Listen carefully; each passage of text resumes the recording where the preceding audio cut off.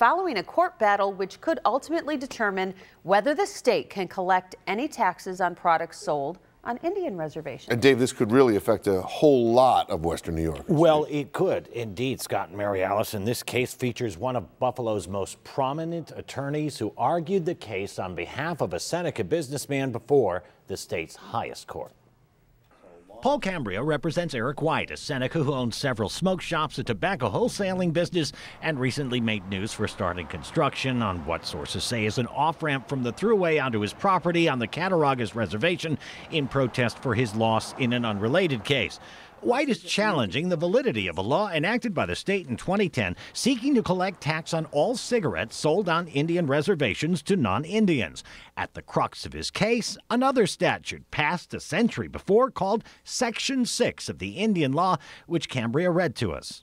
No taxes shall be assessed for any purpose whatever upon any Indian reservation. That's what it says. This argument has actually been waged in the past without success. But Cambria believes lawyers involved in those prior cases made a strategic mistake.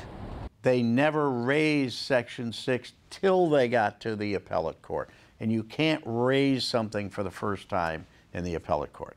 Put another way, you didn't raise that down below, so it's not properly before us to decide.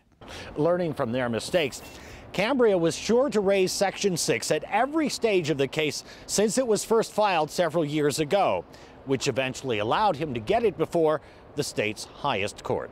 It's never been in the Court of Appeals.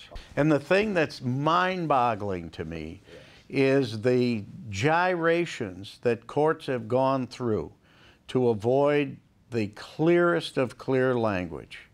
No taxes for any purpose whatever. Period. if he wins, it could prevent the state from ever trying to collect taxes on native brands or any other products, even gasoline, sold on the reservations, which is what the proprietors of reservation shops worry about.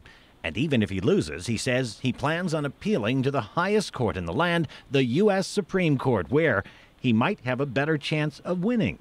And all the Supreme Court cases say, if the statute's clear, it's clear. If it's not and it's ambiguous, it must be, the ambiguity must be resolved in favor of the Indians.